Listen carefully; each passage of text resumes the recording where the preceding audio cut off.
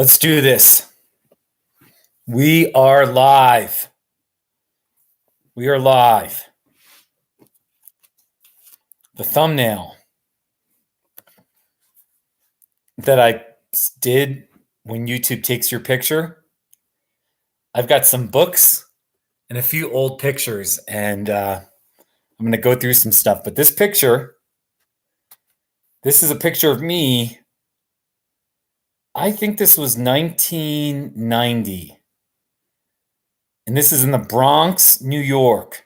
That's a picture of me sitting under this Hutchinson River Parkway South sign with all the graffiti all over it in the Bronx, New York. Pretty cool, don't you think? I had short hair. I believe I was 19 years old, maybe 19. Maybe it was 91, but I think it was 1990. So there I am. Good memories. So what are we going to talk about tonight? I've got things to talk about. I got a pile of books. I just went upstairs and I grabbed some books that I thought, I can talk about this book or that book or make a recommendation. Hey, Mike. Mike, here's a picture of me when I was, I think, 19 years old. 1990. This is in New York City. Hutchinson River Parkway. Right there. You see me? Hey, Dezel Ram. How are you guys doing? I'll show you more pictures of me or whatever. I just grabbed a bunch of pictures. Young stud. Darn right I was a young stud. This is in 1995. 1995. And yes, 1995. Good memory. I was 20. I was still 23 and a half. So here's a picture of me with boring short hair. Look how boring and conservative I look. I believe this was 1995, maybe 1996, one of those 2 years. And I was living in New Hampshire. You can see I was up on a mountain with a couple other people. So, hey, Paula. No, I've not always been an avid bike rider. I don't know that I'm an avid bike rider right now. Oh yeah, I was boring and conservative. Look how boring and just ordinary. You know? I don't mean to insult my guy friends, but yeah, you look boring with your short hair. I'm sorry. Come on. You got a problem with that? Let's argue. Let's fight. Let's fight right now. Go ahead. Give me your best. I'm just but seriously, okay, this was either 1995 or 96. And in New Hampshire, and my friends and I, we hiked this little mountain called Clark Summit. I lived outside of Hillsborough, New Hampshire. So, and Wagner College. I went to Wagner College my freshman year, school year of 1989 and the spring of 1990. I did poorly. I was just young and stupid, and I flunked out. And Wagner College, that's in Staten Island, New York, which is also, Staten Island is part of the New York City. It's part of New York City. So anyway, but this was 5 years later, 1995 or 1996. So, hey, Jay Fudge, look at this picture of me with boring short hair. I just look like a boring guy. So,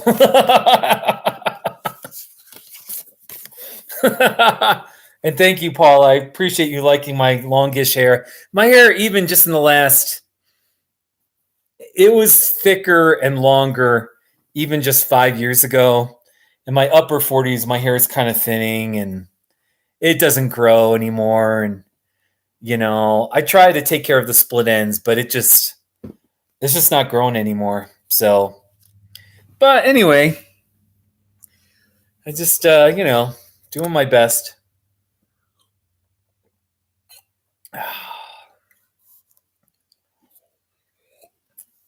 I haven't done a not too shabby video in 2 days now. Yesterday and today I haven't made one. I've been busy with work, and yesterday I don't know what I was doing, but I haven't been in the mood. But I don't even know. I guess I could make one tonight, but we'll just see.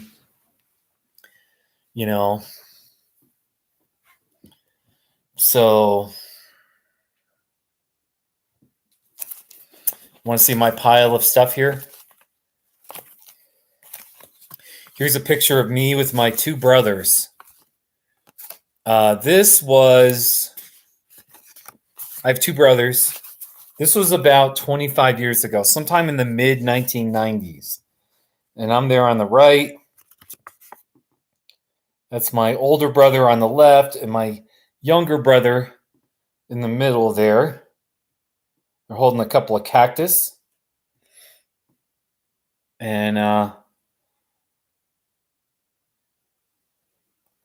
so celery juice is going to help with my hair, huh? I don't know. Let's see what I got here. Other pictures I got. Oh, here's a picture of me. This was summer of 1999. Summer of 99. And I was in Russia at the time. I missed that tie-dye shirt. That was a really nice tie-dye shirt. So, and there's a carrot. You see the carrot? There's like a carrot with, I don't know what, a little carrot man. So I was trying to imitate the carrot. So that was in the late 90s, I started to grow my hair long. And it's been as long as it's possible. Long as possible since then. So here's another shot of the New York. Yeah, that was, I think, 1990 in New York. So there you go. Very skinny. Very skinny guy. I'm still sort of skinny, but not that skinny. So here's a Colorado. It's just a fold-out map. This is boring. Ooh, this is interesting. Capulin Volcano. Capulin Volcano National Monument in New Mexico. Now, it just looks like an ordinary hill, doesn't it? But it's actually Capulin Volcano National Monument. It was a volcano, I don't know how long ago. I think, let's see. Actually, it'll probably say about 15,000 years ago. Somewhere around there. Oh, no, it erupted into existence 60,000 years ago. It was a volcano, and it was a major eruption. So it's a volcano. All right, and this is near Trinidad, Colorado, and Raton, New Mexico. And it's actually like this little mountain with a cone. See the circular? Let's see if you can see that. Wait, let's see. You see that? See that? So they built a road up it, but once you get to the top, it's like a rim, and then you can hike down into it. And there's still evidence of the black volcanic ash. And and then you can walk around the rim. You can hike it. And realistically, I should bike it, but I'm just too lazy these days. So, but anyway, Capulin Volcano. Here, before I'll even show you a not too shabby of it. Done another not too shabby. So I got a whole pile of interesting, or at least semi-interesting stuff here. Let's see here. Capulin Not too shabby. Let's see here. Yeah. Like, all right. So I was on that rim. You know, it was sort of on the top there, and here's my not too shabby. It's Capulan Volcano National Monument. It was windy. So then also nearby is the town of Capulan, New Mexico. And there's the country store.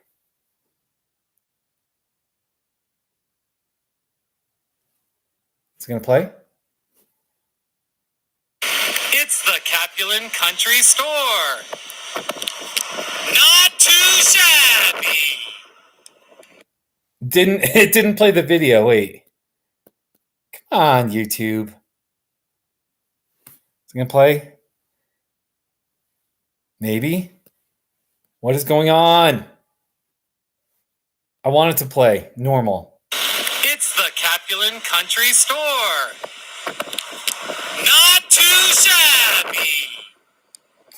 Anyway, it's not the it's not a popular not too shabby, but it's there. So here's this like a rant. So like I did a search for Capulan not too shabby. Here's a random Embudo, New Mexico post office. It's the post office in Embudo, New Mexico. Not too shabby. There you go. Hey Zog, yes I am live streaming. I'm just hanging out in my living room. I'm sitting on my red couch here, and I'm just talking, and I'm not doing anything tonight, so I might as well do a live stream. I haven't even done a not too shabby since I did 6 or 7 on Saturday, or 6, maybe I did 6, at least 6, and but now I'm kind of burnt out for a day or two. So anyway, definitely recommend Capulan Volcano National Monument. Let's see what else we got here. What's a Band-Aid package? I don't know why I grabbed this, but this should be thrown out. So, here's a picture of me juggling a basketball, a water bottle, and I think a tennis ball. This was in 1995, or actually, I think this was 1996. 1996. So what do you think about that? I had some mad talents. So Zog, where are you from? Where are you from? What's your background? Are you a not too shabby? I mean, honestly, at least half of my subscribers are not too shabby fans. So Florida, there you go. I should play. You want me to play a Florida not too shabby? I'll just play one for you. Play a Florida not too shabby. I've got so many not too shabbies. You just give me a keyword, and yeah, I'll get a few Florida not too shabbies. Well, yeah, it should blow your mind. And how come I've been live streaming for a couple of months now. How come you just discovered it? All right, and not to make you feel bad, but I just did. Here's the Florida state line. It's the Welcome to Florida sign. Not too shabby. There you go. See? I'll give you a Florida not too shabby. So anyway, really, I just had this little pile. I went upstairs in my closet, and at first I thought, oh, I'll just recommend a bunch of books. And then I grabbed a bunch of, I took some books, and then I saw some pictures. So I just grabbed a few pictures here, and I was like, well, at least I'll have something to talk about tonight. You know, sometimes these live streams, I don't even know what I'm talking about. But, but anyway, all right, I'll just grab a book here. Here's a book. Well, yeah, Zog. I used to juggle a lot. I actually, I was part of a juggling club. This was way back when I was in college in the early 1990s, and I was living in New Jersey. There was a juggling club that met at the Hackensack. Was it the YMCA? I'm not sure where it was. It was somewhere in Hackensack, and we would learn how to juggle. And it definitely had the juggling pins. And yeah, I learned how to. There were people there that could juggle 7, 8, and I remember there was one guy that could juggle about like he was practicing juggling about 15 or 16 balls, and he could do it for about 5 to 10 seconds. You can do it. It's anyway. So that was really interesting. So, but yeah, I used to know how to juggle. I could. It's not that hard. Once you know how to do it, it's like riding a bike. Once you like learn how to juggle and you understand the concept, you can juggle anything. So, but here's my favorite, my writing mentor, my mentor Eddie Harris, Eddie L. Harris, Native Stranger, and he wrote a book. He backpacked all over Africa for about a year and a half, and he wrote a kind of a travel book, Native Stranger. So this is about 20 years ago. He wrote this, maybe 20. I forget how long he wrote it, but he talks about the poverty. He talks about the people he met and the adventures and the beauty and the wonders of Africa. He also talks about the hardships quite honestly and some of the crazy things and the countries he went in and he's a traveler. He's a lot like me, or actually I'm a lot like him. That's the better way to phrase it.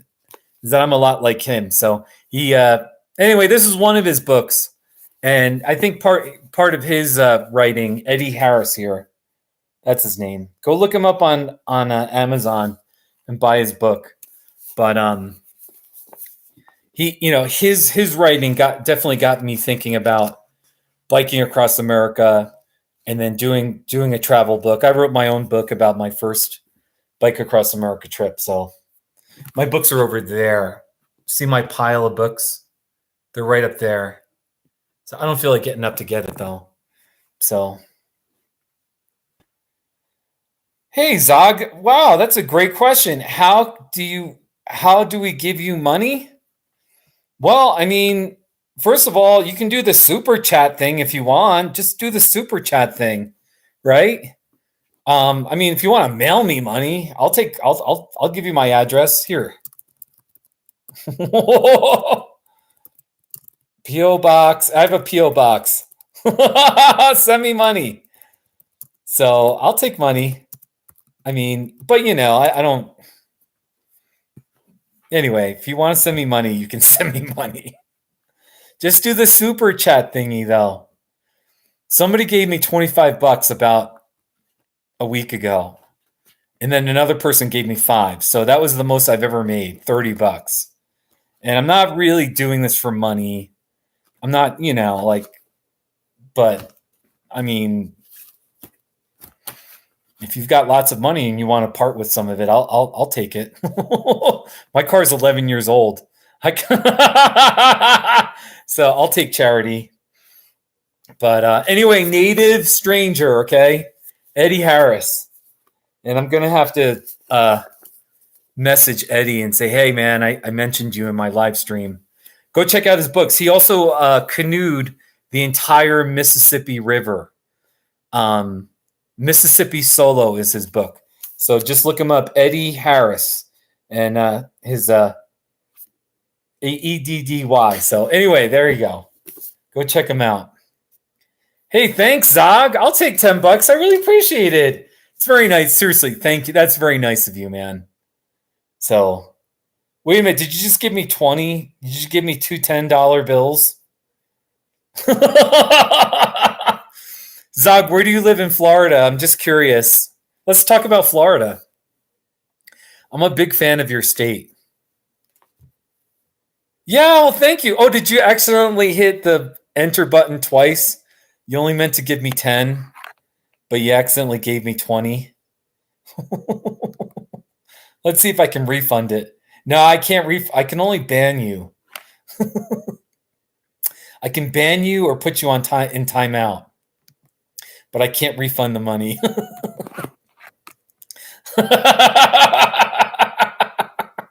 There's like the little right click. I can sort of hit the right. I'm really curious where you're from in Florida. Though. I've got friends. I got a lot of friends in Florida. And on my last Bike Across America trip 2 years ago, I finished. I biked from San Diego to New Smyrna Beach, and then I finished at Canaveral National Seashore. So if you go on my page, you can see my playlist. Here, I'll just type youtube.com/kisscactus. Yeah, Orlando. Hey, Zog, I did when I flew out of Orlando 2 years ago, I did a not too shabby of something in Orlando. Gate 16. Have you ever been to Gate 16 at the Orlando airport? I sure have. It's Gate 16 at the airport. Not too shabby. There you go. Well, Gate 16 had got some not too shabby love. So, anyway, trying to find if I got any other. I don't know what else I got. Here's just a Panda Express. It's a Panda Express. Not too shabby. There you go. So, I don't know if you're a fan of Panda Expresses. How about a beige Volkswagen Bug? It's a beautiful beige Volkswagen Bug. Not too shabby. There you go. So there you go. My next little, I got this pile of brochures or maps or whatever. Fruita, Colorado tourism. Fruita, Colorado tourism. So I lived in Fruita for 1 year. Late 2012 to late 2013. And just for 1 year. It's a long story. And it was a good year. It was a hard year. Yeah, I think there's a Fruita, Utah as well. There might be. But anyway, I got this tourism map. Anyway, if you're ever, I don't even know what's in here. It's a map of. The main thing in Fruita is you're really close to Colorado National Monument.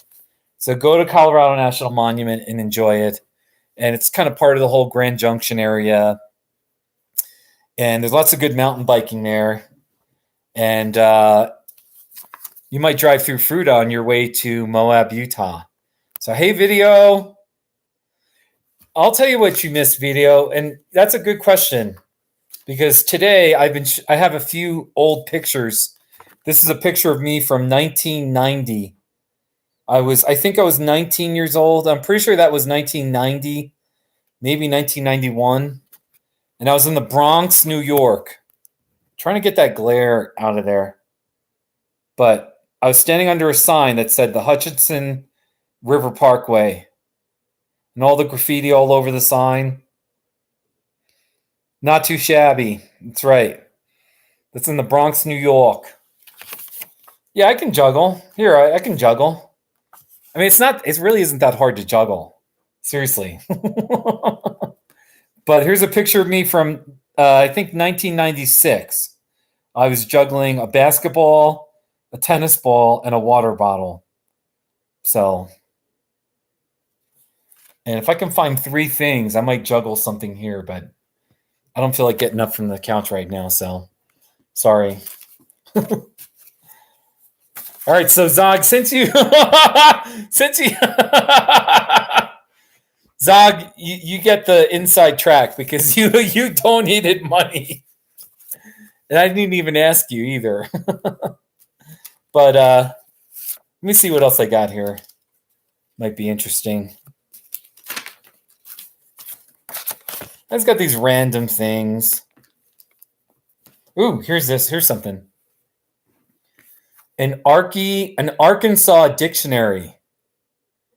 Have you ever wanted to speak Arkansas?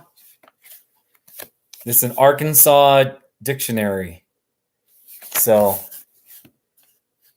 like, let's see here. I'll just open page, random page here. Leg. Is that one at the top? Leg. A part of the body. Are you pulling my leg? So, all right, the next one is lar. Lar. See it? Lar. One who tells lies. I wouldn't believe him. He's a big lar. So, Arkansas dictionary. I don't know if that's funny, but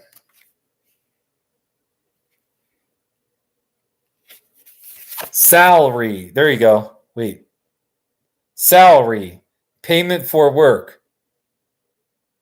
When she changed jobs, her salary got cut in half. Arkansas, the good old boy. It's called the good old boy Archie Dictionary. Anyone from Arkansas here? Got a couple of regulars that are from Arkansas. Jackson's a Arkansas guy. So I wonder if he talks like this. One more. Let's just find one more. Pillar.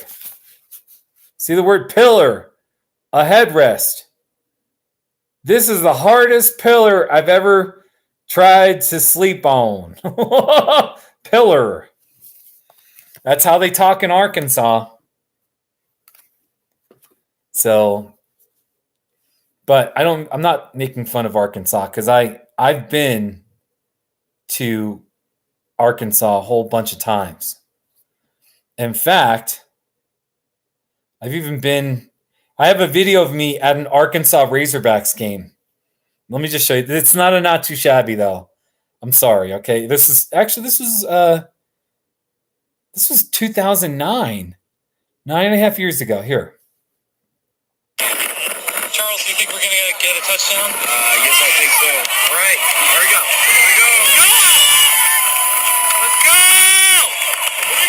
Let's go hard!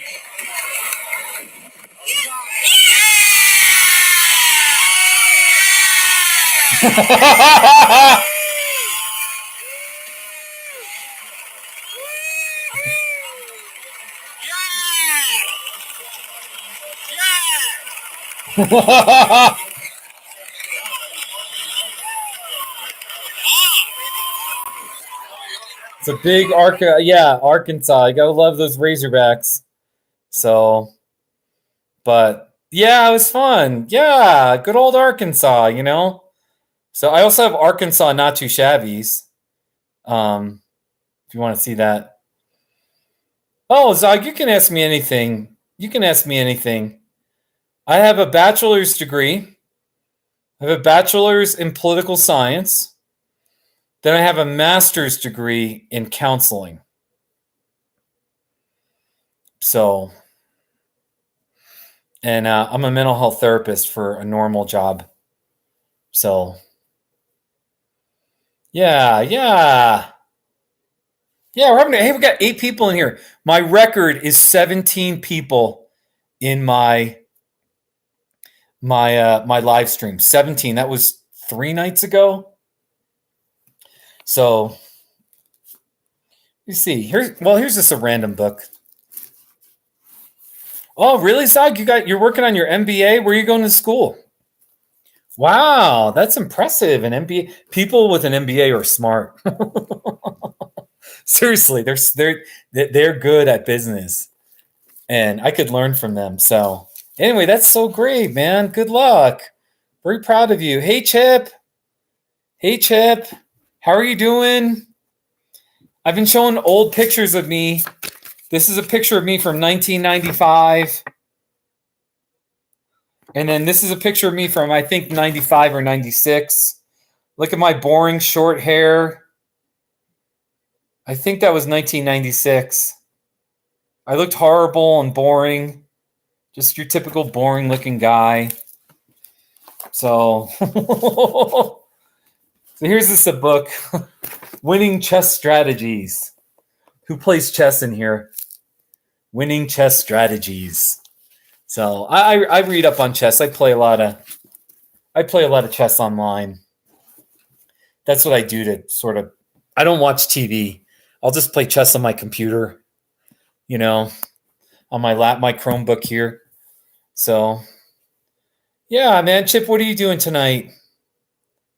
Yeah, I don't have I need to go back upstairs and find more maps. Let me see here. Oh, I got something better. King's Gambit declined. There you go. I know the names of some of like the Scottish defense and some of those basic moves. The French defense. Might as well grab a copy of my book. Might as well brag it, or I won't say brag, but if I'm going to be talking about books, I might as well have my book. So here's my book right here. Under a Triumphant Sky, a Bike Across America story. But I got all these maps. Like here's Arches National Park. Oh, this is nice. Arches National Park. That's pretty nice. So, and I mean, there really are. It's unbelievable. The red rocks in southern Arizona, more in southeast Arizona, the southeast quadrant. There's all these rocks. This is called Landscape Arch. It's unbelievable. Yeah. So, how many of you have been to Utah? Let me see. So, like here, you can kind of see. There's all these like just rocks, these red rocks with massive holes in them, and you're like, eventually they will erode and crumble. But Arches National Park. I mean, there's so many arches in that region. So there's another arch. So. Yeah, Utah's a special place. Utah is a special place. So, in fact, I even tell people, when sometimes someone will say, "I'm headed out west. Where should I go? What's the one place?" I don't even say a place in Colorado. I usually say Moab. Go to Moab. So, hold on, I gotta get some. This is just there was tea in here. Now it's just boring water.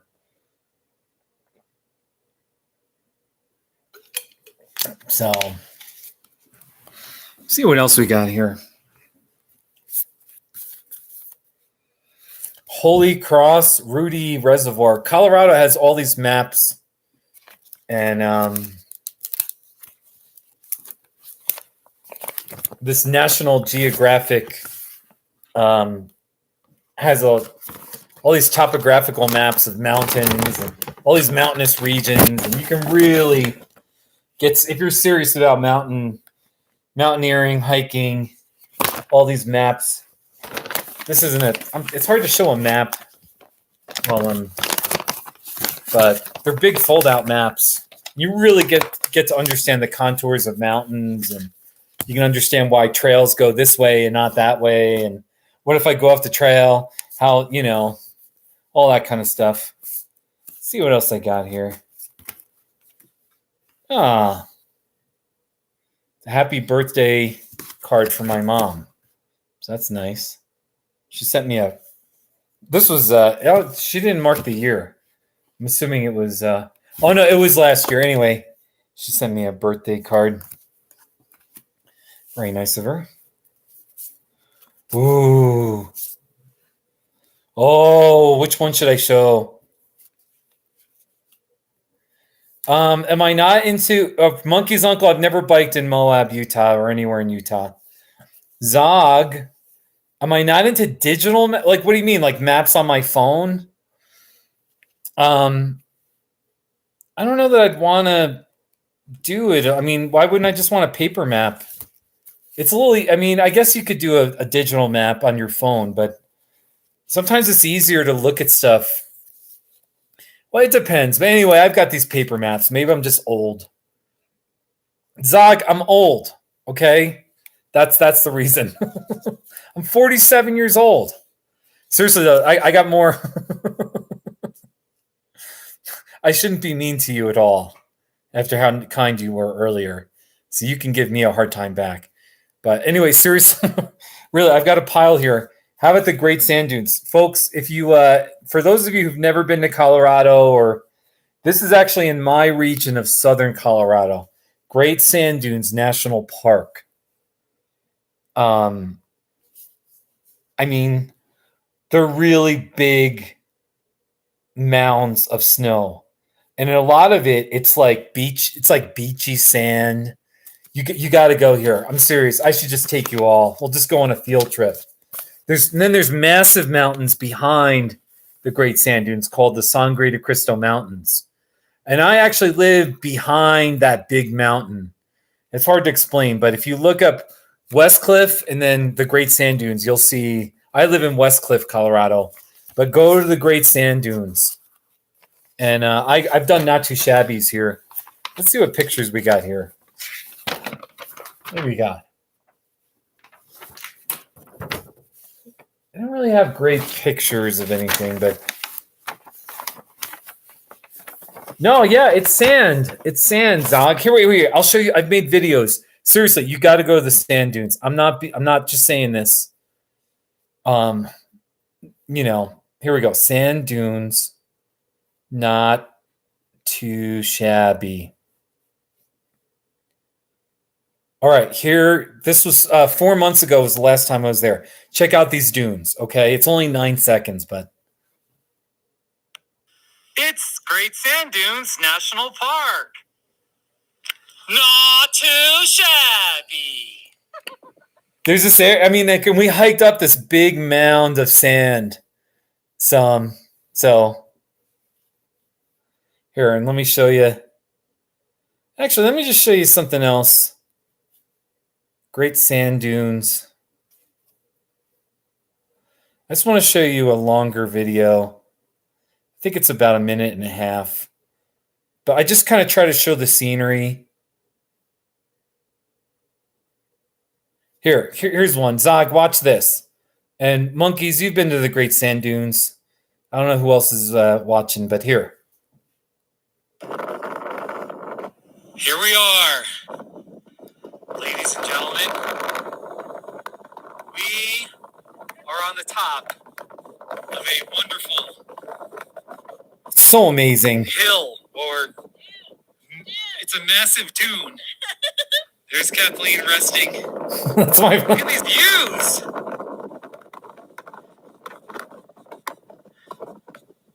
Just go there. All right. And commonly, that's high dune.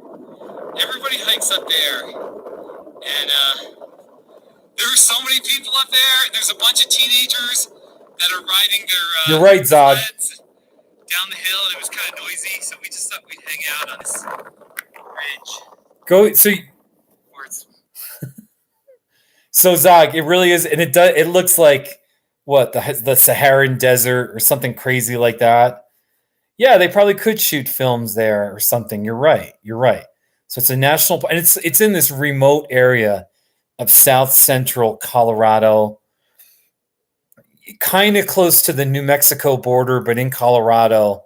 So just put in the back of your mind, if you ever want to get out to Colorado, summer is the best time to visit Colorado for kind of sightseeing and going to scenic or places, or I mean, actually any time, but in the winter, you got to like snow and skiing and that kind of thing. So yeah, southwest of Pueblo. That's right.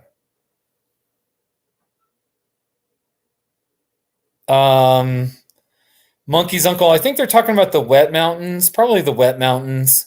It's a smaller range to the east. So, hey, Jeff. Oh, hey, Jeff. Yes, you seriously come. And if you go to the sand dunes, you're only by distance, you're only about 15 to 18 miles away from where I live, maybe 20 miles at most from my house. The sand dunes are 20 miles that way. The problem is there's no road to get directly there. You got to go around the big mountain range. So it's about a 2 to 2.5 hour drive to get there from here, but it's only about 20 miles in distance from my town to the sand dunes. So it's a little nuts. If you look at the maps, do a Google search. Here, I'll do a search for like go on Google and type West Cliff, Colorado to Great Sand Dunes National Park, and you'll see it's like this convoluted, crazy, because the roads are, it's just different. So here, let me just do that. I just want to show you. Because it's kind of funny. I wish I lived closer, but West Cliff CO to Great Sand Dunes. Here we go. Look at this. You see the blue? My town is West Cliff. And then you see the red, that's where the Great Sand Dunes is. And you have to make this crazy, like, it looks like a J, or it looks like a stocking. But that's how you get there. You got to go south and then around. Anyway, I'm just talking, but Colorado's like that, where the mountains are so big that you have to drive around the range, and if there's no road that goes over the mountains. So anyway, but come visit the Great Sand Dunes. So anyway, all right. So that's my commercial for the Great Sand Dunes. And then also you can bring a sled. You can bring a sled or a toboggan. And a lot of kids, they'll come with their toboggan and they'll fly down because it's like beach sand. I mean, they're big. They're kind of like mountains, especially if you're from the east and there's no mountains and it's flat. You would consider these dunes mountains. And if it wasn't made of sand, and you tried to jump off a ledge or some kind of ridge, you could die because it's, but the thing is, if you jump off, it's just sand and your feet just sink into the sand. You know what I mean? So it's really funny how you're on this, like, you're kind of going down this really steep embankment, this hill of sand. And at first you're like, oh my gosh, like I could roll down and perish. But then you just sink into it and it's like, oh, it's beach sand, So anyway, the Great Sand Dunes, where did I put that? It's fun talking about this kind of stuff. The Great Sand Dunes. I got all these topographical maps. Independence Pass, Pikes Peak in Canyon City, Colorado National Monument, Rocky Mountain National Park. I'm dropping my, what we got here? Arches National Park. Wait, got to close this window here. Arches National Park. The San Rafael Swell. This is a remote area in kind of central Utah. The Capulin Volcano. Where's my Great Sand Dunes? Where did I put that one? Oh, here's the sand. All right, here's the sand dunes. So anyway, one more commercial. Great Sand Dunes. So next national park I'll talk about or run my mouth about. Ooh, this Organ Pipe Cactus National Monument. Organ Pipe Cactus National Monument. So, and that right there is the Organ Pipe Cactus. I guess it looks like organ pipes. Really beautiful. You've got the saguaros. You've got the Organ Pipe Cactus. You've got all the other, like the prickly pear, the choyas. It's a really magnificent park. And I guess they just have some artwork here. Anyway, go visit if you're ever in Arizona and if you really love the desert and you like being in the middle of nowhere. Go to Oregon Pike, and it's right on the border with Mexico. It's kind of southwest of Phoenix by about maybe 75 miles. So, but it's so pretty. I'm telling you. And I actually haven't been there in over 10 years. So it's very depressing. That actually is very sad to admit. I don't know about fry bread. I have no idea, Monkey's uncle, with Mexican restaurants. Have I biked outside of the country? No, I guess I haven't. No, I haven't biked any. No, I haven't been biking that much recently anyway. So, but Chiricahua. I go to all these like lesser known national parks, but this is Chiricahua National Monument. This is in southeast Arizona. This is kind of way down there, sort of near the Mexico border. It's definitely in that southeast Arizona region. Let's see. They don't have good pictures. Here's the main thing. They got all these rocks. You see that? They got all these rocks that kind of just, shoot up from. They look like little. I don't know what they are. Just these vertical rocks all over the place. It's really pretty. So it's not. I mean, it's not a top 5-star national park kind of place, but it is. It's definitely pretty. So if you're on a national park kick, Chiricahua National Monument. So it is pretty. So I was there 4 years ago. Good times. Here's another Black Canyon of the Gunnison. This is a national park. Black Canyon of the Gunnison. You see that? What's that? They need better pictures on their brochures. They don't. Come on. This is like a miniature Grand Canyon. All I can say is, it is a deep gorge. It is, like a slot canyon where it is 2 cliffs. And if you're at the top and you jump, you're absolutely dead. And actually, I think so. Here's a picture of the cliff. See if you can see that.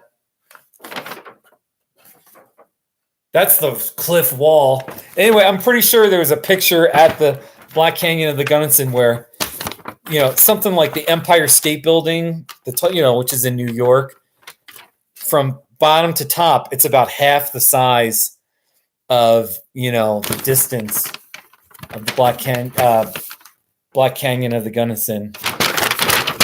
Trying to find.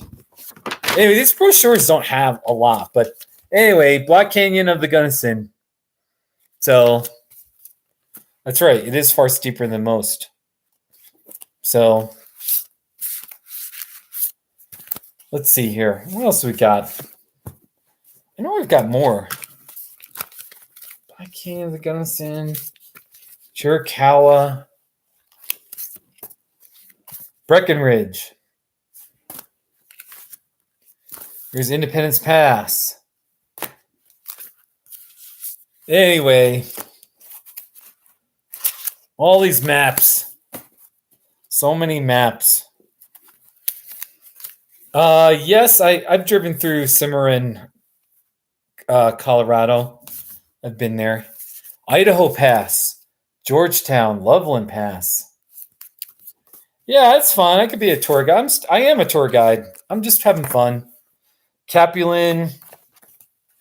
Darn, I've got more. I've got more stuff here. Just talking about Colorado stuff. I don't even know. San Juan County. Utah's Canyon Country. San Juan County. I don't even know. I don't even know what this is. Got all these pictures of red rocks and all this stuff. This is also, San Juan County is in southeast Utah. So all that kind of old Western, where all the Westerns were filmed. So, monkeys, I've never been to Dinosaur National Park, so I don't know. So, I guess I went through this pretty fast. I mean, I could show you one of these, like here's Pikes Peak and Canyon City. And it really gives you detail. So Zog, am I a Kiss fan? I never really got into Kiss. So I guess no. I'm sorry. So and monkeys, I've never been to Dinosaur National Park. I've never been there. Anyway, these are intricate maps that just show a lot of mountains, and you can just have a field day, looking for peaks, and Oh, really? You're not a Kiss fan? I mean, I remember as a kid, I just never got into Kiss. I don't know why, but so, but let me find some. I grabbed all these things from my closet. When I was in Russia, I spent the summer in Vladivostok, Russia. And it's a long story, but it was my birthday. And this Russian kid, he was like 10 or 12. We were studying at this Russian university in Vladivostok, Russia. And there were so many people that were just interested in us, me and the people I went with, and because we were Americans and just different, kind of, I think we were interesting to them. Anyway, this kid gave me a map or a picture, and it's like made out of wallpaper, and it's a picture of the port and the picture of the city. You can kind of see it's a really pretty kind of thing here. So to this day, I have this, and I don't know that I have 3 favorite bands. Maybe U2. U2 is probably one of them. I have to think about that. I have to look at my 80s playlist. I don't really listen to podcasts. Let's see here. There's just I forget who sent this to me. Steve Magas. Steve Magas sent this to me. Bicycling and the Law. He's a attorney in Ohio who's he specializes in bicycle law. He sent me this book, and it's just a Bicycling and the Law by who is it here? Bob Mion Moinsky, Bob Moinsky. So, Bicycling and the Law. Go check it out on Amazon. And it was a very good read. Very helpful. Let's see. Here's my book. Go buy my book here. I got to do at least a little commercial. Here's a link to my book if you're interested. And it's a story of my first Bike Across America trip in 2008. Let's see. Ooh, now this one had a jacket on it, but it got beat. I don't know what happened, but Tears Before the Rain. This is a book. This is a kind of a narrative history book of the fall of Vietnam in 1975. And it's just all these different people, from people in the American military, the Marines, the Navy, the like politicians, the CIA members, Vietnamese children, all sorts of people where everyone just tells their story of how they experienced the fall of South Vietnam in April 1975. So, hey, Hafez. Anyway, just a little book endorsement, Tears Before the Rain. It's just one of those books where if you like history and you like how, you want to hear the human stories of people who suffered and all the,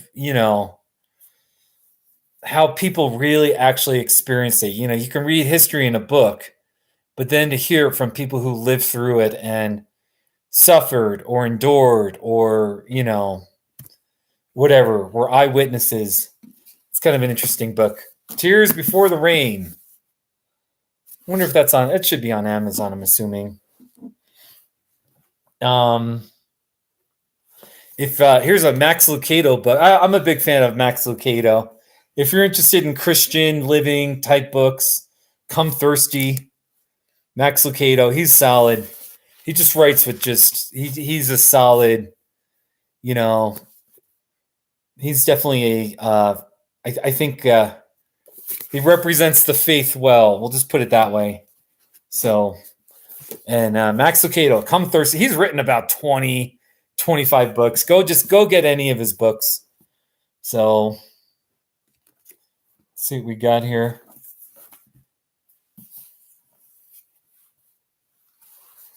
Meteor shower? I don't even know anything about a meteor shower, but that sounds interesting. Maybe you should run the party. You should have a party. So I plan to have a party. I plan to do a live stream when I hit 5,000 subscribers. And I've been stuck. I've been in the 4,800s for some time now. So anyway, here's a book about the life of Billy Martin, Wild, High, and Tight. And it had a great paper cover jacket kind of thing, but it busted out. But this is the story of Billy Martin as written by this author, Goldenbach. So actually, I'm gonna text my friend Bill Rogan, because he's a baseball fan and he loves. Here. Actually, wait, let me call Bill. Let me just call Bill, right? I want to call Bill. We'll see if I can get him on the.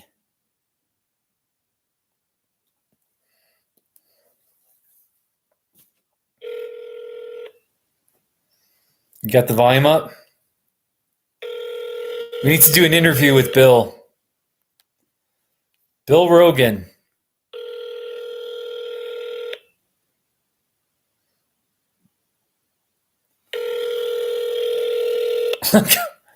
He never answers. He, 303. ba ba ba ba ba ba ba ba. Please leave a message. Thank you. Bill, it's Steve Garufi. Hey, are you there? I'm doing a live stream right now. Hey, Steve. Bill, hey, Bill, I felt inspired to call you. I just want you to know I'm doing a live stream. Is that okay? Yeah, when are you gonna do it? No, I'm doing it right now, and you're live. I've got live on your live stream. Okay. Yeah. I mean, I don't mean to like put you on the spot, but No, that's okay. I'm good. I seriously wanted to call you. Let me go upstairs to the computer and I'll check in. Yeah, all right. Sounds good, Bill. All right. But listen to me. No, because here's the thing. For this live stream, I grabbed a bunch of books, and I'm talking about books that I've liked, and I grabbed some pictures of me when I was a teenager, or like from 1990, and I had boring short hair, But and I grabbed a book about Billy Martin, and I started telling my followers about it, and I was like, you know what? They're not going to care. Only Bill Rogan would care about a biography about Billy Martin. So okay, I'm upstairs at my computer. Let me go to Facebook. Everyone, I'm talking to Bill Rogan. This is the manager of the Tucson Swaros, minor league baseball team, the Tucson Swarls. Here, check them out. I'm gonna share the website. I know I sound like I'm promoting, but I am promoting them. Tucson Swarls baseball. Go on their Facebook page and like them because they're probably gonna win the championship. It's very exciting. And this summer I'm going to be in Tucson probably for a week or two, and I'm going to live stream at the game if they have internet. Hopefully they have internet. I don't know if they're going to have internet, but oh hey, okay, yeah. Hey, wait a minute, Zog, Turf Sports. Zog, do you? Yeah. Bill Rogan. How do I find you on here? Go to youtube.com/kisscactus. Oh, YouTube. I was on Facebook. Yeah. Hey, Zog, are you a fan of Bill Rogan? I'm talking to Zog here. I think there's a guy that knows you because he just shared a link to your turfsports.net website. Which I haven't updated it forever.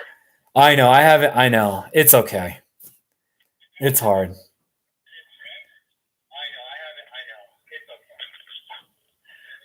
There's a little bit of a delay. There is a little bit of a delay. Yeah. See, you'll have to turn your volume off. Otherwise, it's going to echo and echo. Yeah, I'll turn it down. Anyway, Bill, you know what? Forget about the Billy Martin book. Seriously, there's 7 people in here. You want to just talk a little bit about the Tucson Swarls season and how great it's going to be, and like really, this is so amazing. I'm totally a Tucson Swarls fan this year. Well, thanks for putting a whole bunch of pressure on us, Steve. I know. That's the first thing. Bill, if anybody out there watching, if they throw 90 miles an hour, please give me a call. Yeah, Bill, you go.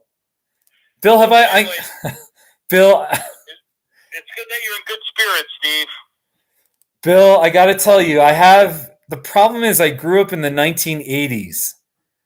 And it's like the ghosts of George Steinbrenner. They just like, I feel haunted. And then I always feel this pressure. You know what I mean? And then like you're the manager, and like being a Yankees manager in the 1980s was just the most, you know what I mean? Well, the owner of the Swarros isn't George Steinbrenner, so I don't feel much pressure. All right. Again, it's from you. I'm so sorry, Bill. I'm so sorry. No, I felt, and then I got animated, and I was like, I remember when George Steinbrenner went crazy because the Yankees lost an exhibition game to the Mets in 1978 or whatever, 1980. A couple of times he went nuts. He went nuts. Do you remember that? Yeah, he went nuts anytime the Yankees lost to the Mets. I know. So I was all right. So I'm sorry if I put pressure on you. All right. I'm gonna. That's okay. That's okay. That's the legacy of the 1980 Yankees, though. You're going to be a good team. Seriously, you're going to be. I'm really feeling good about your season. And well, thanks. I'm glad you have faith in me. Oh, it's going to be a great season. You're going to do great, Bill. Seriously, you're going to be a great manager. It's going to be, and yeah. You can take me out to lunch every day too to get a free ticket to the ballpark. Oh, I got to buy you lunch. All right. We can. All right. You got it. Seriously, the great thing about your team is you're in a big city, so you can really promote. I don't know what the attendance has been like in the past, but Yeah, we have some promotions coming up. Okay. Anyway, all right, Bill. I don't want to put you on the spot but I'm pretty sure I'm going to be coming down for a good week. Good.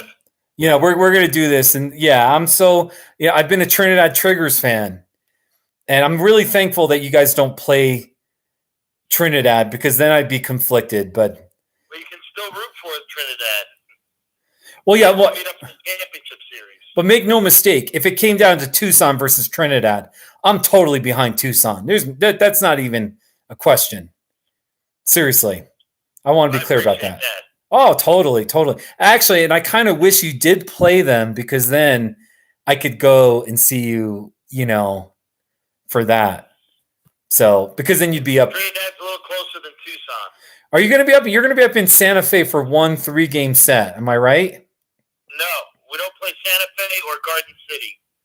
Oh, okay. Okay. Hey, hold on a second, Bill. Zog, yes, Bill grew up in New York. He grew up in New York, and he was a baseball player for Duquesne University in Pittsburgh. So he was a Yankee fan, grew up with the Yankee pedigree, and was a catcher. He's got some stories from his college days playing ball, getting booted from a game or getting into one brawl or something. I mean, really, great baseball player here, Mr. Rogan, right? You should be my press agent, Steve. Yeah. Okay. The one, Bill, I gotta embarrass you. The one story about Bill is he still plays what's called old guys baseball. It's not professional, but what do you have to be 48 and up, right, to play? Well, it's NABA. It's called National Adult Baseball Association, and there's different age groups: 18, 25, Okay. 35, 48. I think there's like a 65-year-old league somewhere. So it's I'm like in the okay. over 48 league now. So over 48. Okay. Well, it's like serious, they're not professionals, but so anyway, Bill's number is always number 27. That's his number. And every year he plays and he bats like he bats 400, just has these ridiculous offensive stats. He's carrying the team. Anyway, so he's always number 27. And Bill, he came down and surprised me on the road in the middle of nowhere in north central Texas. He surprised me on the road, and it was day 27 for me. So for the rest of my life, I've retired the number 27. If I ever bike across America again, and I don't even know if I ever will, but if I ever do, there is no day 27. So that's Bill. That's your claim to fame. Or if you ever eat pizza 26 days in a row, on day 27, you have to abstain. Oh my gosh. Imagine like the bowel movements from eating all that pizza. Oh my gosh. Hey, Bill, do you know JD Drotti? Yeah, I know JD. All right, this guy Zog. All right, if you look on the live chat, this guy Zog XII, he knows you. He either knows you or something. So seriously. Who is Zog? He told me he's a guy in Florida. In Florida? He seems like he's a really nice guy. He's a not too shabby fan. So I don't know if he knows you or if he went on the Swaros baseball website, but so anyway, maybe he's on your website. That might be it. But anyway, hey, and Bill's got a whole bunch of books himself. Here's the crazy thing. So Bill's written a whole bunch of books, and he's planning to write a book because he's managing the Tucson Swaros. And I don't know, Bill, if you're still planning to do it, but there's going to be a great book about minor league baseball, and the Pecos League is the very bottom of the league. It's not affiliated with other teams. It's minor league baseball players who are trying to get signed by a team and get into whatever rookie league or single A ball, whatever. So it's really interesting. These players get paid like, what is it? $60 a week? Is that what it is? Not much. It's like $50 a week or $80 a week. They can barely, they gotta. So the main thing is the manager gets paid more. That's the important thing. There you go. Yeah, man. Yeah, I'm so excited, Bill. Anyway, well, listen, I'm gonna get off the phone. Okay, I'll watch the chat. I'll chime in when it's. All right. Okay. Yeah. I know you have a life, but. All right. No, I'll stay on the chat for a little bit. All right. Thanks, Bill. Talking to you, Steve. Yeah. Okay. Hey, talk to you later, man. All okay. Right. We were just talking to Bill Rogan. Bill's a really interesting guy. He's not boring. Bill's not a boring guy. So he had a radio show with another guy. They used to talk about sports, and He knows a lot of that. Bill should be doing his own live stream because he's interviewed some of the big baseball players and the sports. He knew Jake Plummer, a lot of the Denver area athletes he's known. He had some stories about interacting with Barry Bonds, and he didn't like Barry Bonds either. He was a jerk. So anyway, so Zog, Bill is not a pitcher. He wrote a book. That book is upstairs, still pitching. But Bill wrote a book about another guy that's in his 60s who still pitches, and his story about his life. So, yeah. Anyway, this all started because Bill grew up a Yankees fan, and I grew up mostly a Yankees fan. But there's a story about the Billy Martin's life. I just want to show you a couple of pictures of Billy Martin and Mickey Mantle. Not sure what year that was. Billy Martin and Mickey Mantle. Look at that. 1950s. So here's a picture of Billy Martin and George Steinbrenner. Bill, I'm so sorry. Bill, if you... I'm so sorry I put pressure on you. I'm not trying. I just can't help it. I grew up. I just remember the Yankees. I remember trying to be a Yankees fan in like 1985 and the craziness. And like George Steinbrenner was out of control, and all these rookie pitchers were just all mental because George Steinbrenner was doing crazy stuff. I remember when he just got rid of Bobby Meacham. Bobby Meacham was okay. He was a good team player. He had a game where he had 2 errors. He may even had like 3 errors in one game. He just had a tough game. And I remember George Steinbrenner sent him down to the minors the next day. There's just all this crazy. And then Ed Whitson and Billy Martin. So like I got that all stuck in my head. And then like I start talking to you, Bill Rogan. And I just like, that's why I put all this pressure on you. I'm sorry. I'm still upset the 1985 Yankees didn't catch the Blue Jays. They just needed one more reliable starting pitcher. They had Guidry, who was their ace. And then after that, they had Joe Cowley. And I don't know who else they had. Who else was on that team? Dennis Rasmussen. Actually, he had a pretty good year. Ed Whitson was kind of shaky. They had somebody else, I forget who, and it was like they just needed more pitching.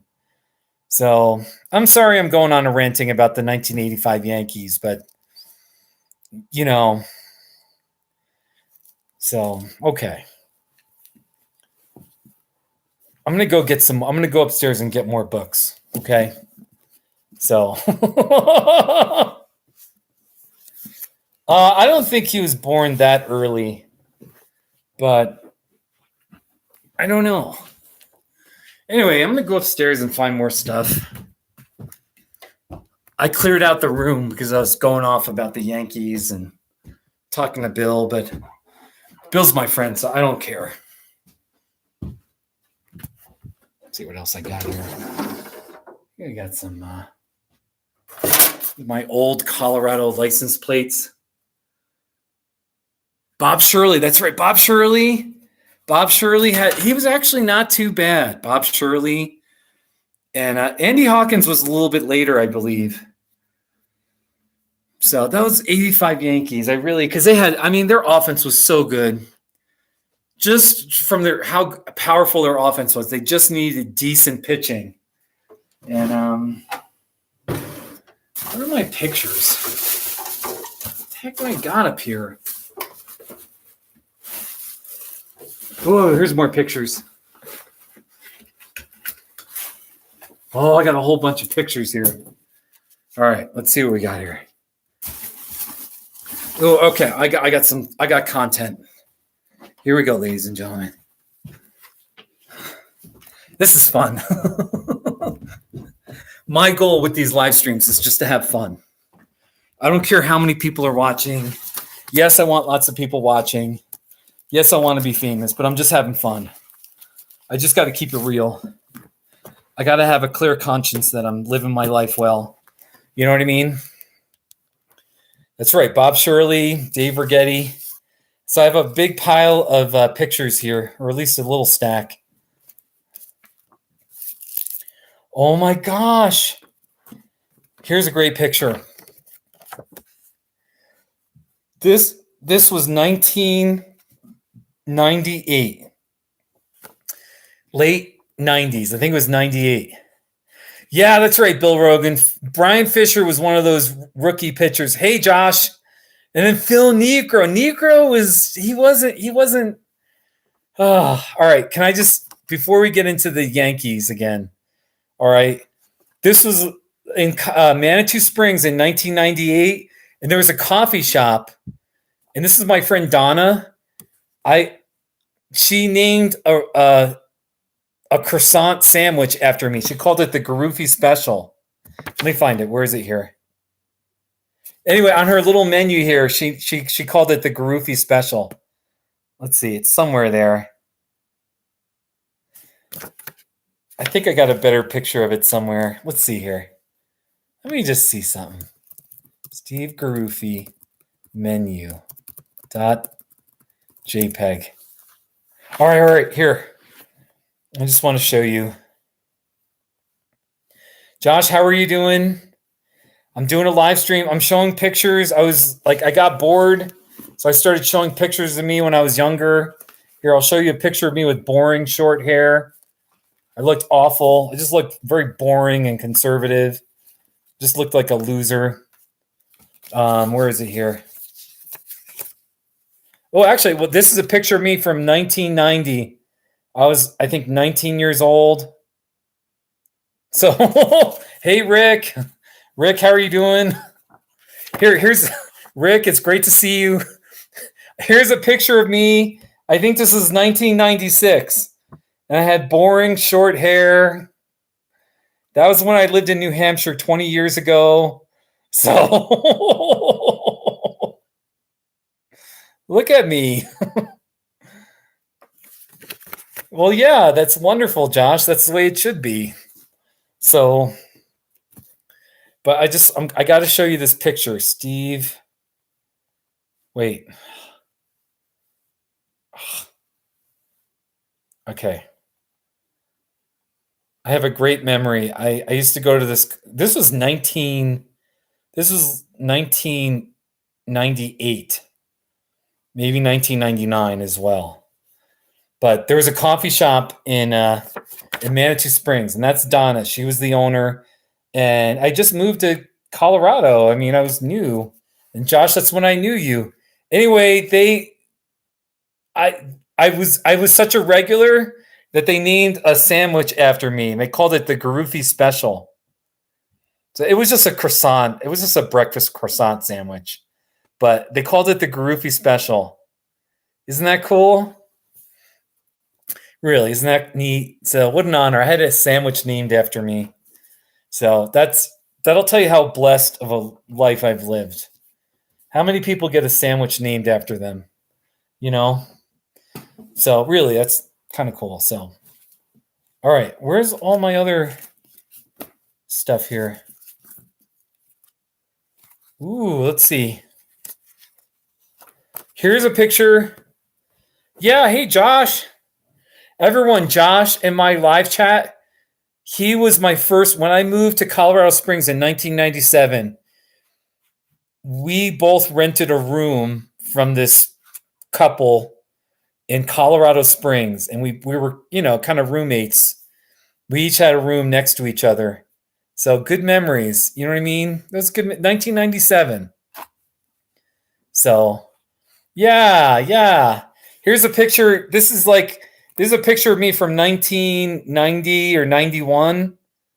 Look how serious I look. So that was in New York City right there. I'm trying to get that glare out of the way, but I can't. There we go. So right there.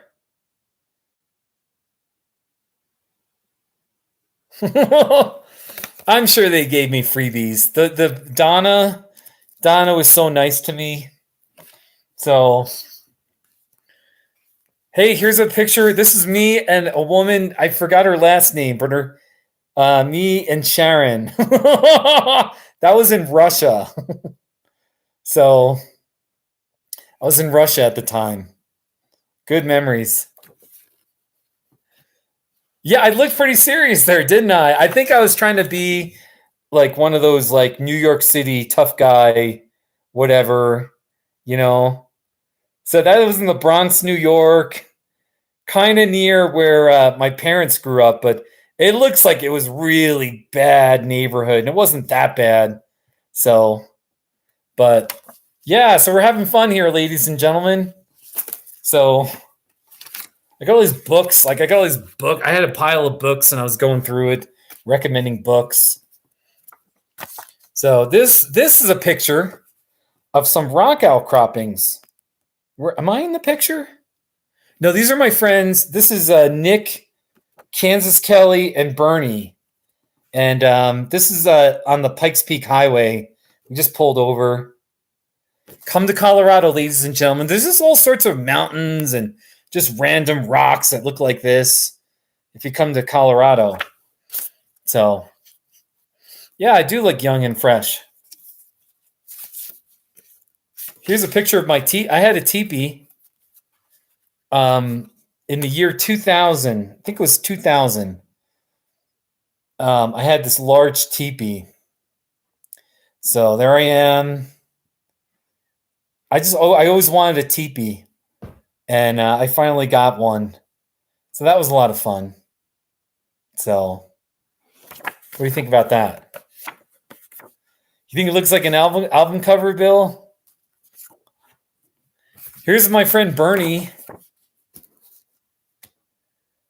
Me and my friend Bernie. He was my high school buddy back in the day. This is 2001. So, but anyway, my friend Bernie. Michelle needs to be in here because Michelle knows Bernie. This is 1995 in New Hampshire. So I was starting to grow my hair longish. So kind of boring. The photos are so analog. What do you mean by that? Just old? Is that what you mean? Yeah, man, I had a teepee. I really miss my teepee. I don't own land right now, so I need to get another teepee. But I need land. I need to, you know what I mean? Well, yeah, they're not digital. Yeah, they're print. They're print, you know. I'm old. Remember, I'm old. So me and my friend Sharon, it's just so weird. I don't even know what this is about. But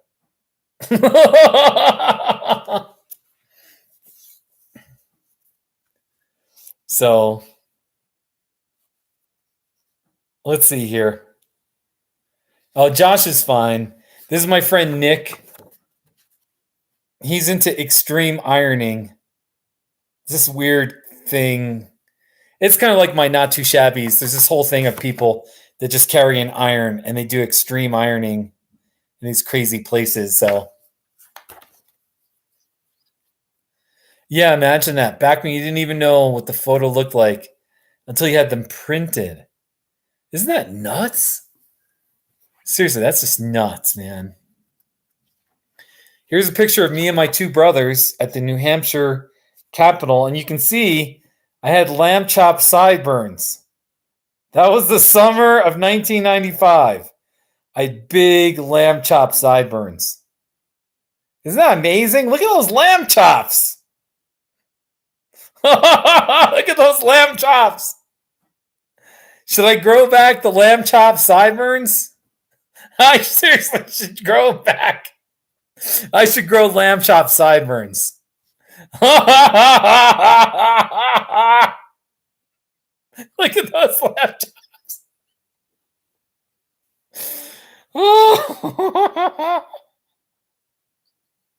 I gotta grow lamb chops. Should I do it? Seriously, should I do it? Just like big lamb chops. I should do that. Those are my two brothers. They look normal, but there's me.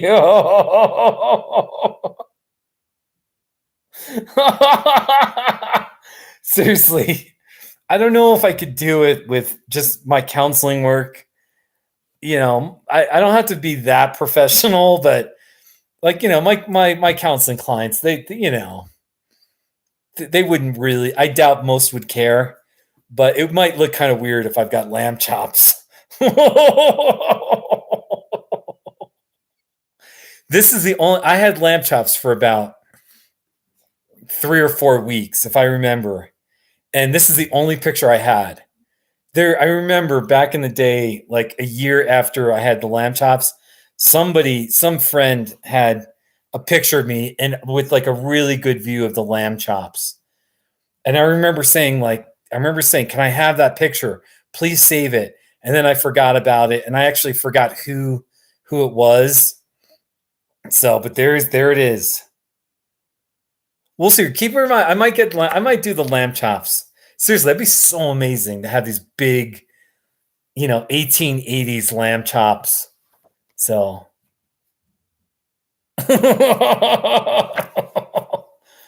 Oh my gosh. Let's see what we got here. Oh, nice. Here's a picture of my mom and dad. Me with my mom and dad. August 2002. That's a nice shot. That's a nice picture. That's a nice shot. So, nice shot of my family here. Oh, this is me and my friend Rain. And this is in Manitou Springs. Now, this is like 1999. This is in 1999, summer. And Rain, spelled R-A-I-N, like the rain. And I was wearing my Juji Fruits t-shirt. At the time, I loved Juji Fruits so much. And I had I had the Juji. I need another Juji Fruits t-shirt. I wonder if I can buy, let me just look it up. Remember on the back of the box, they said you can buy a Juji Fruits t-shirt for, $9.95 plus 2 proofs of purchases, So let's see. You can buy a Juji Fruits t-shirt on Amazon.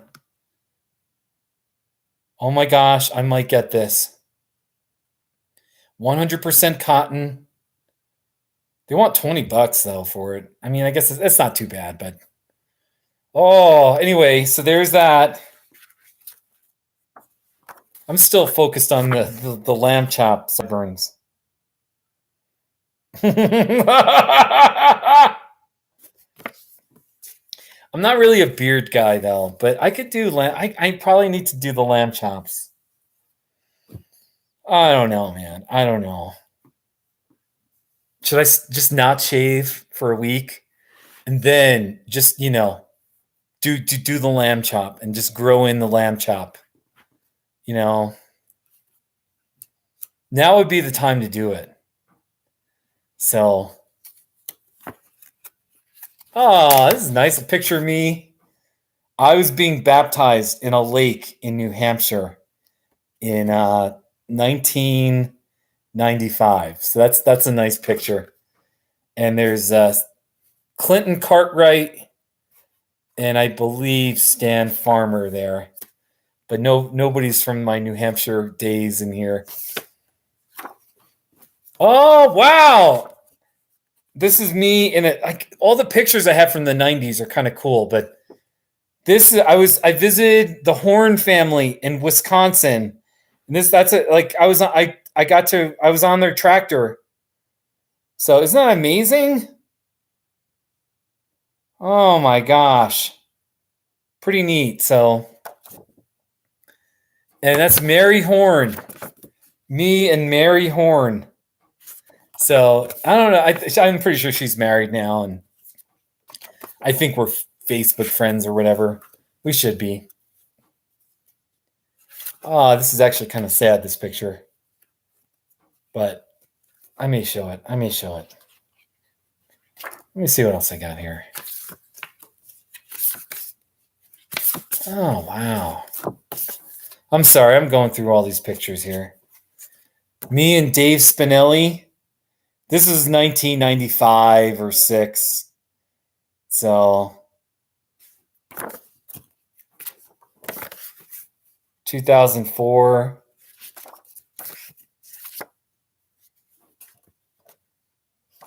That's my friend Kansas Kelly and Nick at Garden of the Gods. Oh, here it is. Here's the Garufi special. Somewhere in there is the Garufi. There it is. Garufi special. So nice. Some of these pictures are kind of boring. I don't know what I was doing there, but I was cooking or something. Rick, it's nice to see you, man. I'm just, thanks for tuning in. Am I better than the news? Watching TV? Maybe not. This is me in New Hampshire with my arm holding the hand of Tom Osterman. And I think that was Mike Birch. So very analog. These are, oh, and see, I think I had my lamb chops. I had my lamb chops there. See the lamb chops? Man. Got to get those lamb chops going. Oh, this is me and Beth Racy. That was a long time ago, man. Wow. It's kind of crazy, man. It's a long time ago. 1995 or 96. This is a picture in Russia. We were actually hacky sacking. We were playing hacky sack.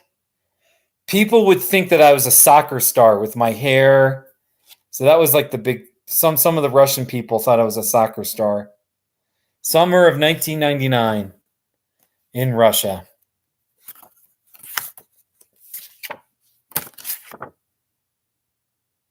Oh, the Horn family. All right, this is the family in Wisconsin that I visited. The Horn family. Good memories, man. Good memories. July 1998. All these 90s pictures.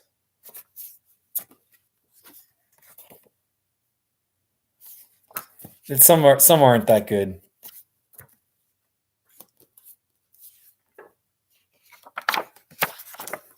This is actually pretty sad because I rented a room. I had a friend who had a house. He was renting a house in Colorado Springs, and he was like a single dad, and he had his 2 kids over. Half the time they were over with his dad. Half the times they were over with their mom. And it was Alex and Chase. And one of these, Alex is no longer with us. He's no longer. He would have been. He was like 9 or 10 in 1990. He would be about 30 now. But he it's a little sad. He's no longer with us. And it's a little sad, but that's a neat picture I've got of them. So yeah, I got some pictures. All these things here. Look at all these like things I got to show. Good memories, man. I was showing like my Pikes Peak. I got all these topographical maps. About an hour ago, I was ranting about the great sand dunes. I got here's this it? Canyonlands. Here's Canyonlands. Somewhere here I had a great sand dune. Here it is. Is this it? I was going on and on about the great sand dunes. So pretty amazing. That's a really beautiful, great sand dunes. That's just a special place. I need to get my butt over there pretty soon. My last time I was there was October. So, but I got all these.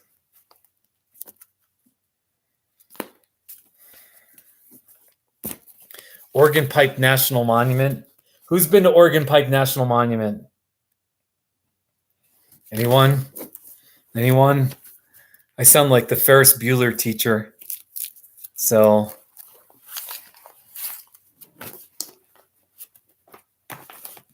here's my book, Under a Triumphant Sky. Can I do a commercial? Josh, have you read my book? Under a Triumphant Sky, a Bike Across America story. Let me just read to you. There's a poem at the beginning. It says, many days I longed to finish my bike ride across America with as much desire as a young child in early December who wants the time between then and Christmas morning to be over, and yet suspecting that when the trip finally ends, sadness, like the death of a dream, or the cold wind that signals the beginning of a long winter, may quietly pounce upon my heart. So, Under a Triumphant Sky, a Bike Across America story. So, there's me. Mount Princeton Publishing. Slow reader, huh? You're a slow reader, Josh. All right. Actually, it's okay. Look, seriously, I just in general, I'm just honored if anyone either bought my book or showed up to a book event. I totally understand people who are slow readers or they just don't like reading or, whatever. I don't expect anyone to read my book. But thank you for at least reading half of it. I know your wife has read my book. Your wife has read, and I knew it because she actually, not only did she tell me, but she actually said some things. And, she told me some things in the book. And so that's kind of neat. So, anyone for chess? Winning Chess Strategies. Good book. So,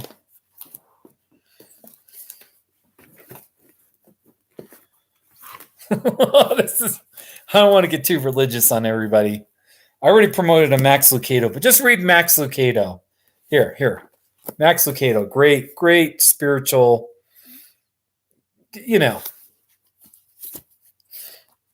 Max Lucado books are, I think are really good and encouraging. Leadville, Fair Play. Get religious, huh?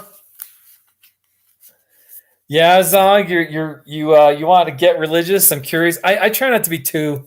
I'll pass on that, but we'll see. We'll see. Every once in a while, you can read my book. I do get a little. Well, I don't know. It depends on your perspective. I get somewhat religious occasionally as I tell the story of my Bike Across America trip. My book. I didn't want to promote religion or come off like someone who's trying to proselytize, anything like that at all. I hate people. I kind of hate people like that. But as I wrote the story, there are a couple of times where God shows up. Under a Triumphant Sky, a biker. If you just read my book, that might be a good start. So, and again, I knew, if you look at the reviews on my Amazon page, there's about 80 reviews and I knew eventually there would be someone who just absolutely hates religion that would be like, oh, it was terrible, 1 star. And I think those people are being unreasonable and intolerant. And you know what I mean? But at the same time, I knew, I just know it's a touchy subject. But at the same time, I had to be real and just tell my story as authentically. And so anyway, there's my Amazon link. So, oh, you're a PK? You're a pastor's kid, Zog? Well, I'll tell you this. I'll tell you this. There's so much to say, but I'm a Denver Seminary graduate. Denver Seminary. That's where I got my master's degree. So let me just put it to you this way: I'm a man of the Christian faith, but I'm to a point now in my journey where I completely understand why somebody would be turned off by Americanized Christianity, and so and I mean, there's a lot I could say, but I really do understand how a PK, which is an acronym for pastor's kid. I know how pastors' kids have unique issues, and so in some ways I'm in a place in my journey where I absolutely believe in my Christian faith. I like to believe. I try to live it.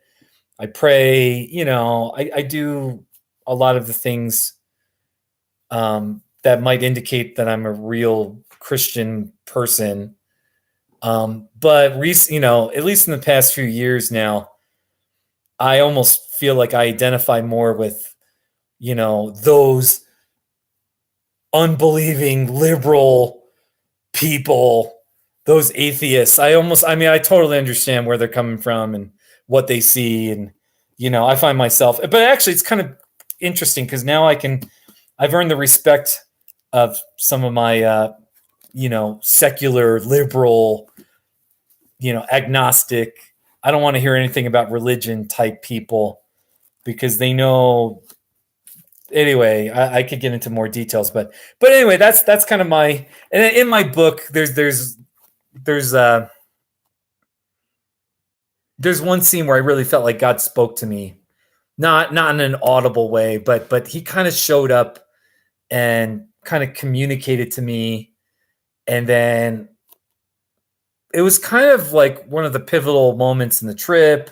And it kind of has to do with the title, Under a Triumphant Sky, and all chaos. Like on my first bike trip across America in 2008, my bike was stolen in Phoenix, Arizona. I had a derailleur break off my bike in the Southern California desert, and I had to hitchhike 40 miles. And then I wasn't quite stranded, but I felt stranded. I was in this little desert town. And it was a little bit of a miracle how my bike was fixed. And then anyway, after my bike was stolen in Phoenix, Arizona, I bought a new bike. And that bike is sitting right there. It's now 11 years old. Anyway, on the first day out of my trip with that bike, I had more mechanical problems with flat tires. All hell broke loose in the desert, and I wanted to quit. Anyway, the first trip was, and it's all in this book. It was the story of I didn't know if I could do it. I wanted to quit. I was so scared. And so this book tells a story. I had 11 flat tires. I had dogs chasing me in Arkansas, Mississippi. Yeah. Anyway, I'm going off on a little monologue about my book, but I do encourage it. I mean, and it's not about money. I make a few bucks in royalties, but if you ever wanted to read my book, I think you'd like it. So, and this is before the not too shabby era, and the word shabby, the term not too shabby is nowhere in the book, unfortunately, but I used the word shabby once to describe something that was shabby, and it was in Mississippi. So that's the only thing I'm going to say. So go read this and find the page where I use the word shabby. Yeah. And I mean, and I really tried to write it in a way where it's not like a diary where it's like day 1, this is what happened. I went this many miles. I had a headwind. Day 2, I biked these many miles. Oh, I had a tailwind, it's much more. I tell the story. The first 2 chapters, I'm just talking about my fear, and you'll kind of go on Amazon. You can read a few pages, for free, that kind of a thing.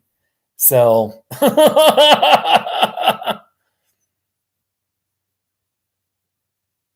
yeah, no, no, no, no, and just trust me, Zog. I don't want to sound too negative, or I've gone through so many stages, but I'm so like I have a hard time going to church. I don't go to church, and you know I'm all preachy on Facebook. Not I don't think I'm annoying. Unless you're a Trump supporter, then you're going to be annoyed by me for sure. But anyway, all right.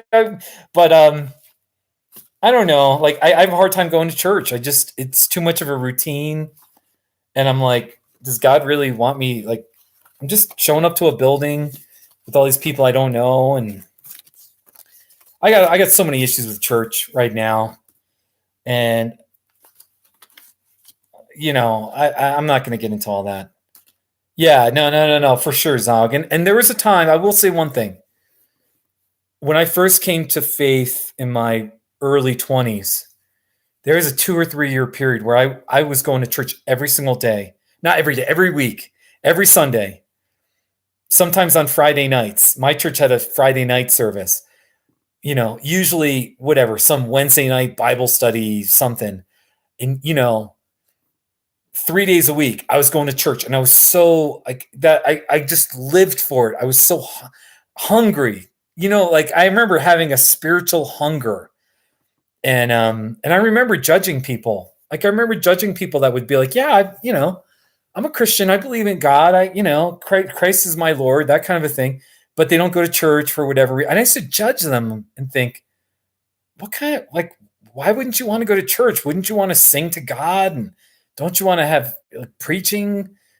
And I remember just thinking, what? Like, that doesn't make sense to me. I totally judge people. Now I'm pretty much that person. I went to a church about 2 months ago because I have one pastor friend named Joe, he's not a hypocrite. He's not a hypocrite. He's a loving man. He's still, he preaches the gospel, but he's not a hypocrite. He's not a racist. I can get into it. And so but unfortunately he lives like 75 miles away. So I told him, I said, Joe, you're my pastor. I just want you to know, like, I just struggle with going to church, but you're my pastor. And like one time I went to like actually it was only a month ago. And I just showed up as church. It was only 75. It was an hour and a half drive, whatever it is.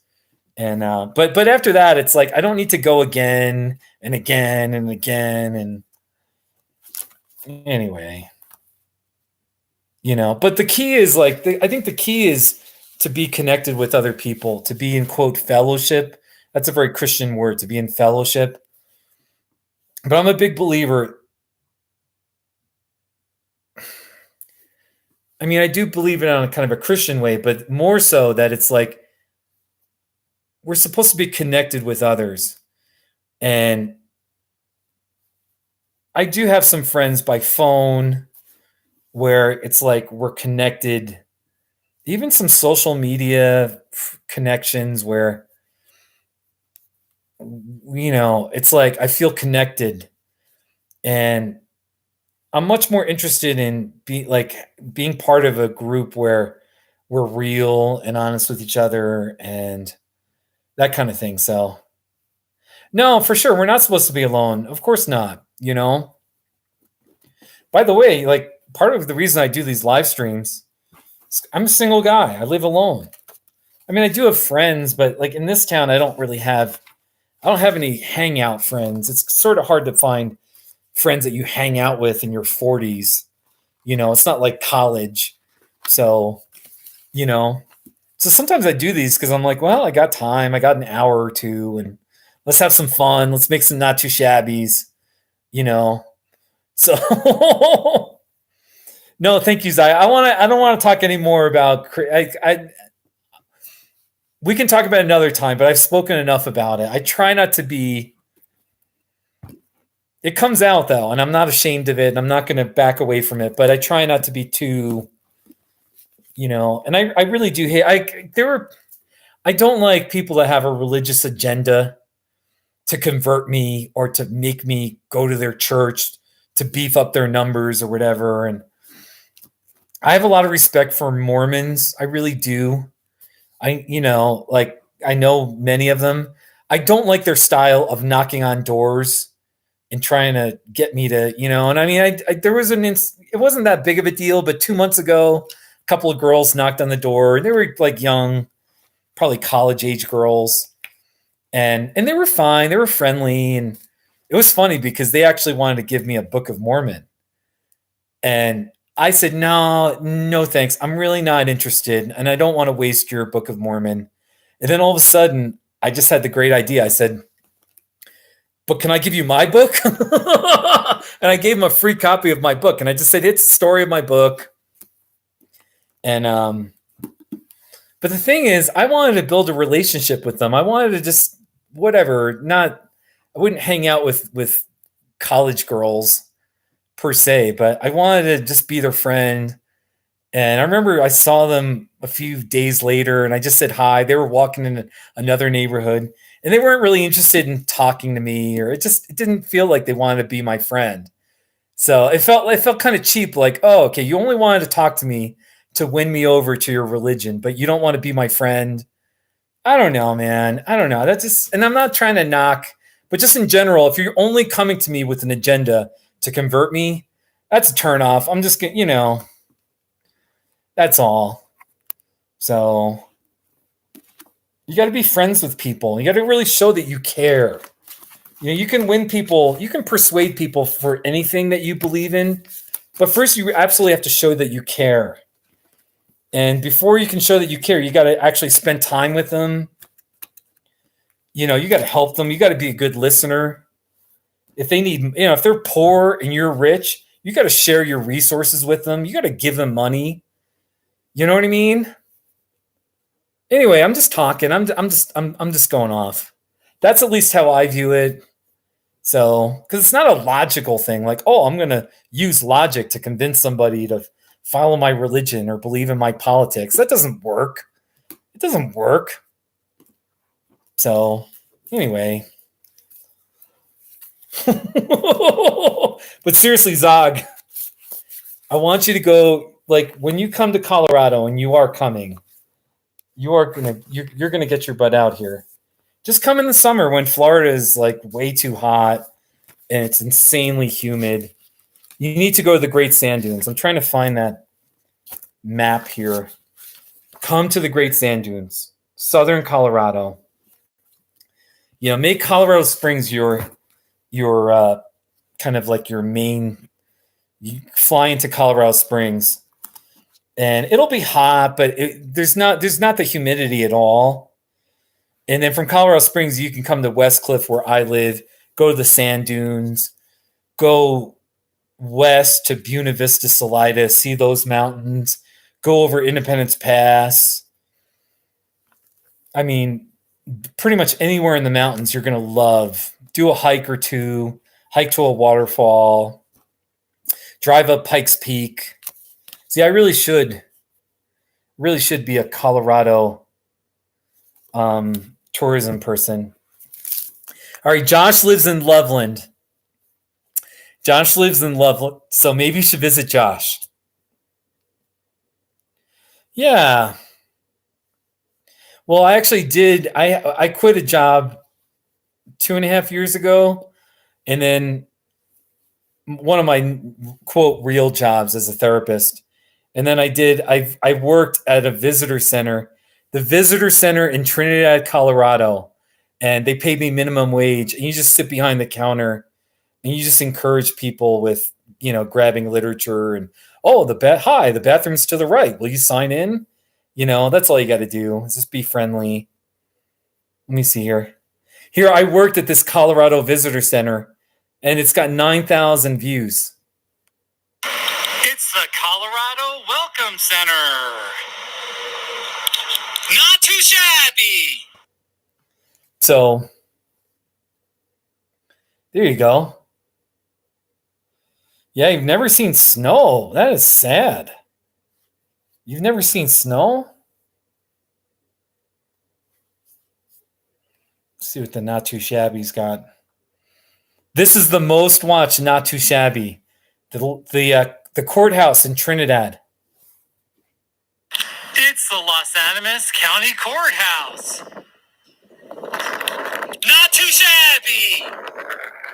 That's been watched 155,000 times. 155,000 times. Isn't that amazing? How about 7 degrees? Zog, have you ever experienced 7 degrees? Here's what I think of it. Here's what I think of 7 degrees. It's 7 degrees outside. Not too shabby. That's right, 7. It's a great number. No, I haven't done part 2, Not Too Shabby. I have not. Hey, wait. I got to text my friend Ross. Ross, I am live streaming on YouTube right now. Period. Smiley face. Do you want to join us? ? YouTube.com/KissCactus.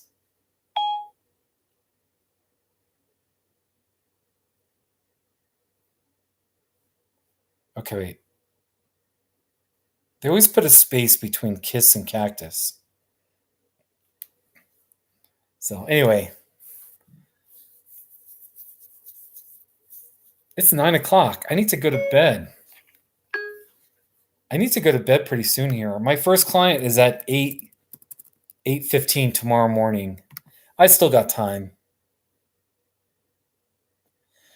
Bill, it's simple. It was because it got on Reddit. Reddit is kind of this social media thing, and it can make things go viral. So it was like late 2015, it got on Reddit and it got played like crazy. And here, I'll show it to you. I'll show you the link. Not Too Shabby, Los Animas County Courthouse. You can see the thread.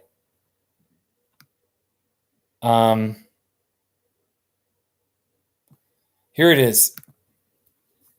Here is the reason why. Here's the link. Right here. So that link has where people are talking about that Not Too Shabby, and it got voted. It got upvoted a whole bunch of times. So, but here's a popular one: the crying baby. It's a crying baby. Not too shabby. Anyway, I don't know. Are we getting near the end? We're getting near the end. I was going to go through this, the guide to national parks of the Southwest.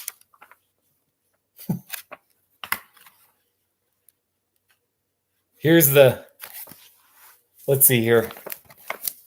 Here's that Utah scenery. Hey, June. June, you finally caught my live stream. I think I've gone for like 1 hour and 59 minutes. I don't know how much longer I'm going to go. But let me see here. They got the Great Sand Dunes in here. I don't know that they count. It's kind of questionable about what they count as Colorado that's part of the Southwest. That's the issue. Here's the Great Sand Dunes. There's a nice picture. The dunes don't look that big there, though. So,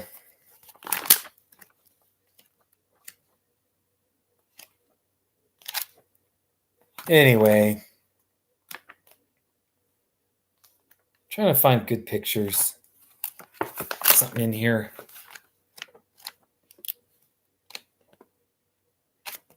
I don't even know. Anyway, how are you doing, June? June, pretty soon I'm ending this live stream. So, you know,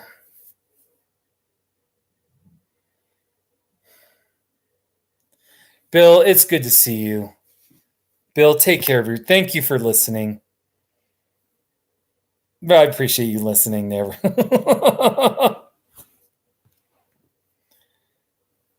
I just got a phone call from my friend Jeff, and I don't know if I should answer. I don't want to. I'm thinking he probably is like butt dialed me. He could be calling me right now, but I'm not gonna put him on speakerphone. So Jeff's a good guy. Yeah, Bill will be great. Bill's team, this Tucson. Everyone, check out the Tucson Swarrows. SwarrowsBaseball.com. It's going to be a great season. It's going to be a great season. So here, I'll show you a couple of not too shabbies with Bill.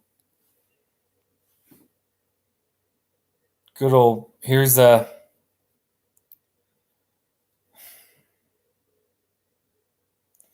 Bill has a Mazda, and this is his horn. It's a Mazda 3 horn. Not too shabby. So, wait. I want to show you another one. This is a crazy one.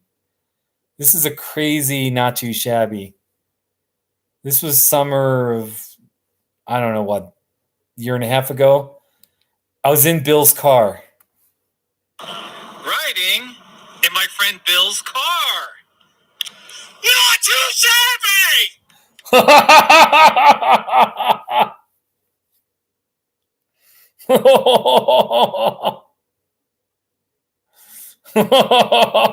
What's this one? I don't even know what the thumbnail. Let me just play that just because it looks a little crazy. Driving on a snowy road. Not too shabby. There you go. So, good times, man. One time I was with my friend Michelle. This was in Florida, in the Florida Panhandle, and she doesn't like the she just doesn't like she doesn't like it when I yell not too shabby. So you'll just watch her reaction.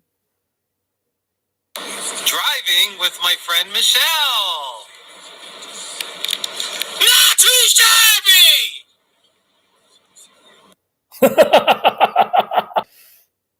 What do you think about that? So, I got so many not too shabbies.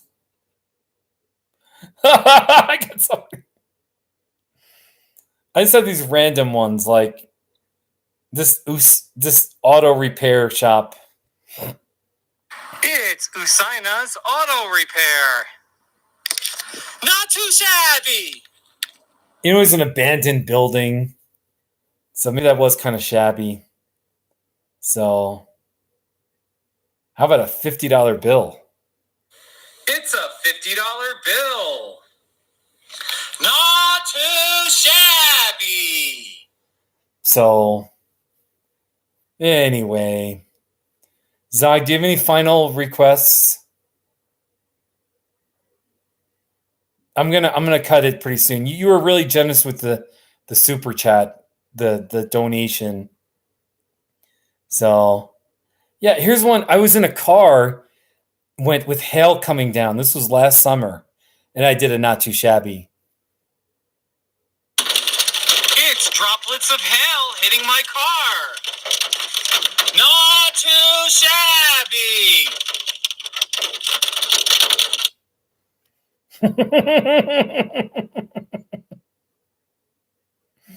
No, it's fun. I got all these. Whenever I don't know what to talk about, I just pull out my phone and I start playing not too shabbies. So here's like a not it's not actually on the not too shabby list, but it's got 1,000 views. And here, Not too shabby. Not too shabby. Not too shabby. oh, that laugh, oh my gosh. So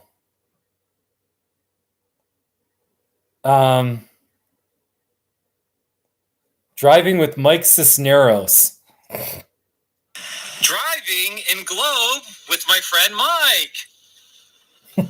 Not too shabby.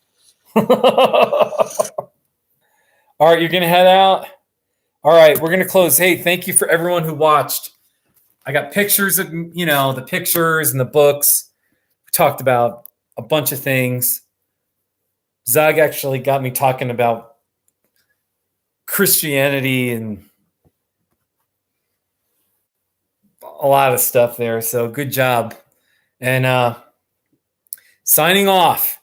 Thank you for watching from the red couch. Really, maybe I'll do another live stream tomorrow night. Take care, June. See you, Zog. Anybody else? Signing off from Westcliff, Colorado. Not too shabby land. All right, that sounded weird. Bye. Bye. Bye.